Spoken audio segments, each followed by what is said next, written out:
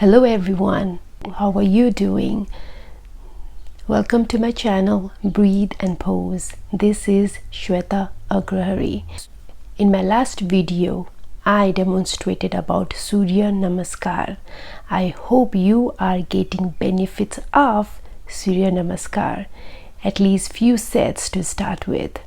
In this video, I will be talking about Kapalbhati, how to do it, how long it should be done, who should do it and who should not do it. We'll talk about it in detail in this video. And Kapalbhati, or forehead shining breathing. In other term, it can be called as skull shining breath. Kapalbhati can be done in so many ways. Ways in a sense, in a sitting pose, or depending upon your health, your physical health, can be done in different ways.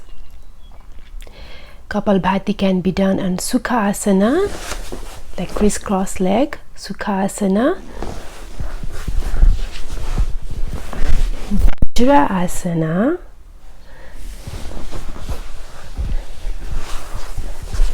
half lotus pose, which is only bringing your heels to your groins. That's half lotus pose. Another is full lotus pose. If you can't sit like this, you can sit on a chair. You can do that way too. Kapalbhati should be done only on empty stomach or very light stomach. Never practice on full stomach, because you are engaging your stomach in full force. Never do it in full stomach or even in a half full stomach. It has to be light or empty. If you have drank water, wait at least for half an hour before practicing Kapalbhati. Regular practice of Kapalbhati gives you shining forehead and a healthy body, mind and spirit. Kapalbhati has a plethora of benefits if you practice regularly, including removing 80% of your toxins from your body. How is Kapalbhati done? Kapalbhati is simply a sharp exhalation or force exhalation while contracting your stomach towards your spine. You're pulling your stomach, your navel, all the way towards your spine. And breathing in is very normal and automatic. You breathe in normally. You don't really have to focus while breathing in. You have to focus only while breathing out. This is how you should do it. If you cannot do it in the beginning, it's okay. With the practice, you can progress. Sharp or forced exhalation, which is active exhalation, and automatic or passive inhalation. If you have not practiced any other pranayama or breathing technique, do not practice with Kapalbhati right away. Practice Bhastrika Pranayama or deep inhalation or exhalation for at least a couple weeks regularly. Then you can practice Kapalbhati. Right now I am sitting on a half lotus pose. As mentioned earlier, you can sit on a Sukha Asana, Vajra Asana, or you can do it even sitting on a chair. Now your sitting posture. Sit upright. Do not bend or curve your back. Pull up. Be comfortable, relaxed. Keep your chin a little bit up.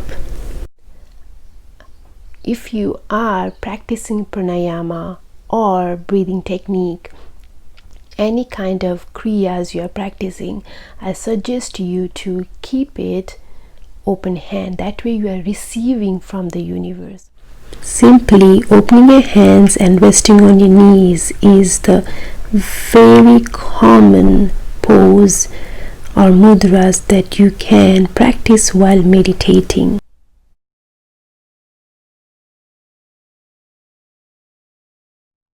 First important mudra is Gyan Mudra, which means knowledge or expansion of knowledge. Gyan Mudra stimulates root chakra that helps to ease your tension and depression, also known as Vayu Vardak Mudra. Since Kapalbhati requires active exhalation, which requires more energy, so before getting into Kapalbhati Pranayama, please practice Bhastrika Pranayama. Means deep inhalation and exhalation. Practice that for a couple minutes, then get into Kapalbhati.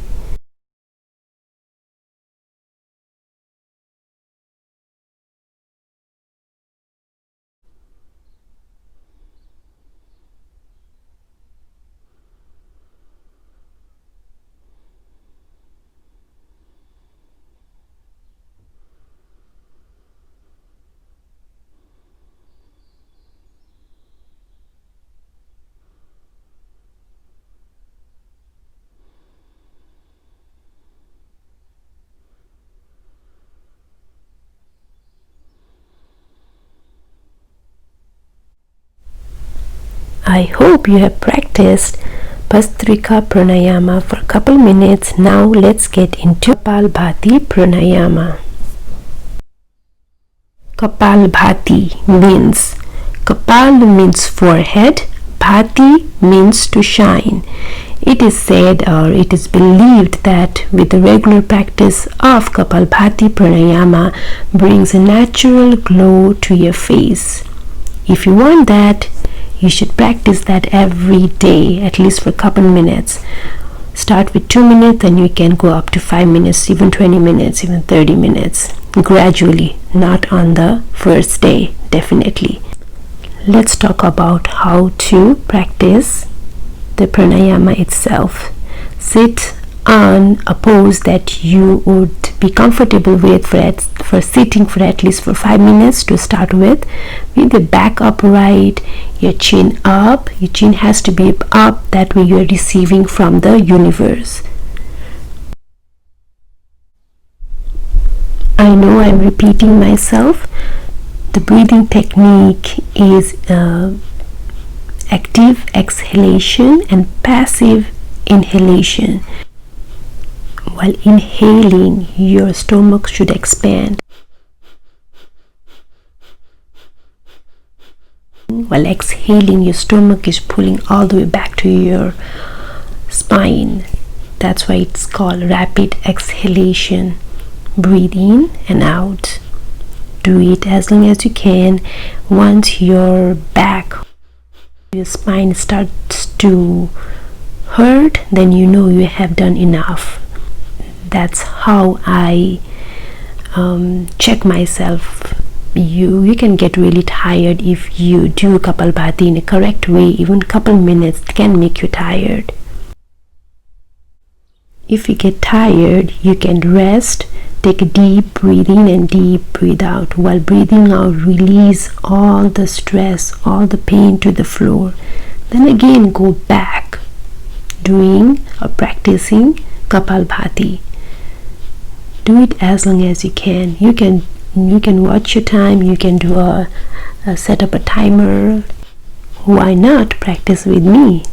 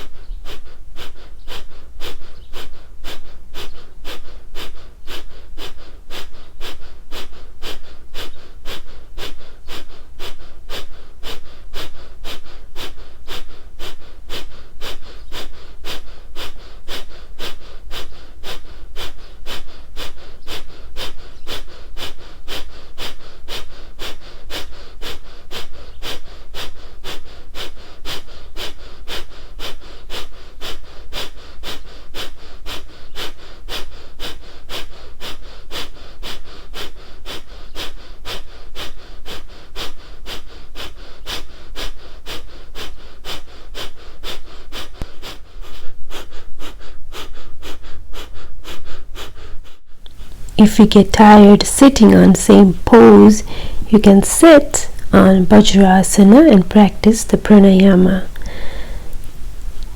While you are practicing and repeating this pranayama with me, I'm going to talk about the benefits of Kapalbhati.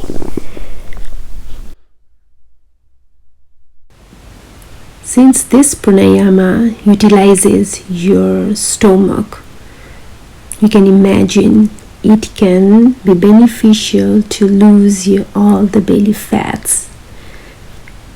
Helps to strengthen lungs and increases the capacity of it.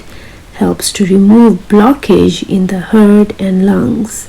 It also helps to improve the blood circulation and the supply of the blood various parts of your body. It activates your body, it re-energizes you. Again, facial radiance increases the shine on your face, activates your brain cells, improve memory, helps to increase concentration.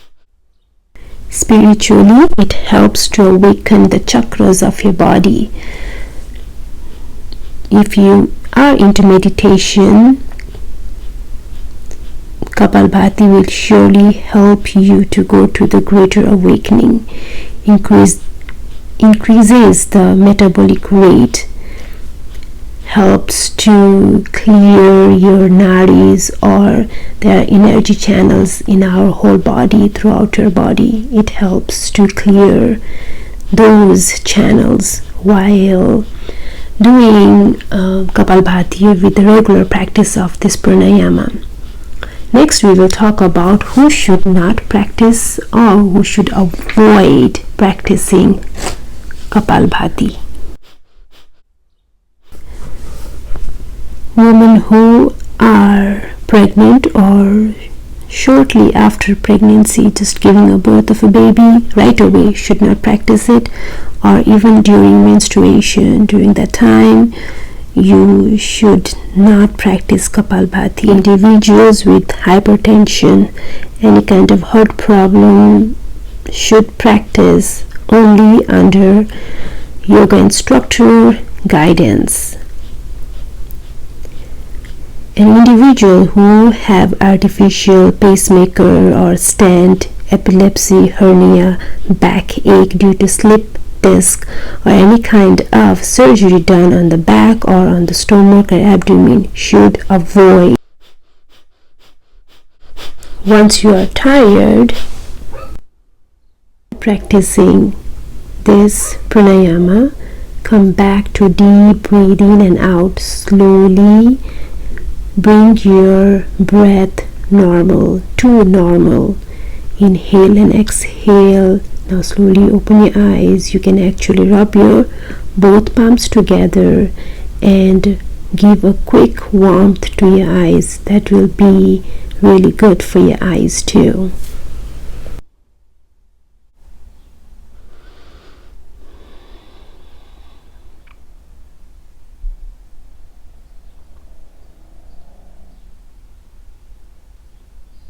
Alright, this is all in this video. See you next time with new poses. It will be knee strengthening yoga poses. Till then, keep smiling, be happy, and keep doing yoga. Please like, share, and subscribe my videos. And thank you for watching and sending me positive comments. I appreciate it. Bye.